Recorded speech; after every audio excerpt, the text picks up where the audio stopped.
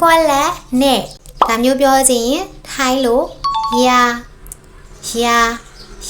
ဆိုပြီးတော့ပြောတယ်နော်ဒီဗီဒီယိုမှာယာကိုကရိယာနဲ့တွဲပြီးတော့သုံးပြပေးမယ်သူ့ရဲ့အဓိပ္ပာယ်က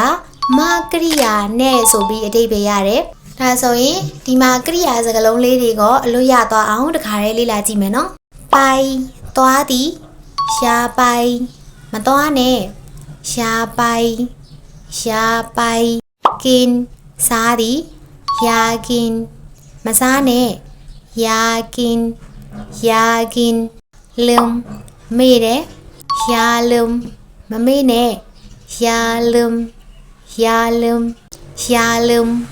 วิ่งပြေးသည်ယာวิ่ง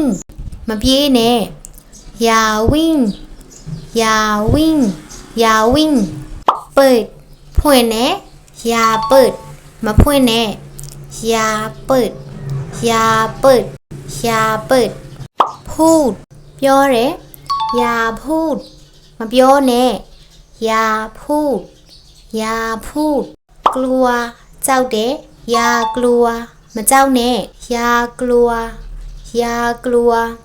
ဒီกลัวဆိုတာကိုကူဝါဆိုပြီးတော့လည်းအတန်ထွက်ကြတယ်နော်ယာกลัวဒါမှမဟုတ်ရင်ယာကူဝါနှမျိုးလုံးအတန်ထွက်လို့ရတယ်နော်ချနေတယ်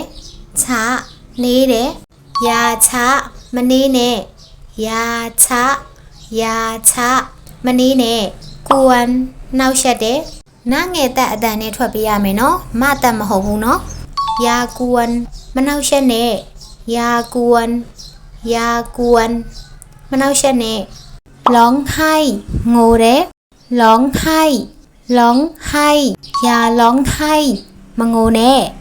อย่าร้องไห้ဒီနေရာမှာร้องဆိုပြီးတော့ရာတန်နဲ့လည်းအတန်ထွက်လို့ရတယ်နော်ร้องไห้မဟုတ်ဘဲနဲ့ร้องไห้လို့ရာတန်နဲ့လည်းအတန်ထွက်လို့ရတယ်နော်ဒါဆိုရင်အစာအနေဆုံးထိပြန်ပြောကြည့်ကြမယ်နော်ယာပိုင်ယာกินယာลืมသူကကြတော့မအသက်နဲ့နော်ပါစပ်ပိတ်ပေးရမယ်နော်ယာวิ่งယာเปิดယာพูดယာกลัวယာชะယာกวนယာร้องไห้ဒါဆိုရင်ဒီဗီဒီယိုမှာယာကိုတေချာလေးသုံးတက်သွားမယ်လို့ယုံကြည်တယ်ယာကိုကရိယာရဲ့အရှိမထားရတယ်ဆိုတာကိုလည်းမမားစေနဲ့နော်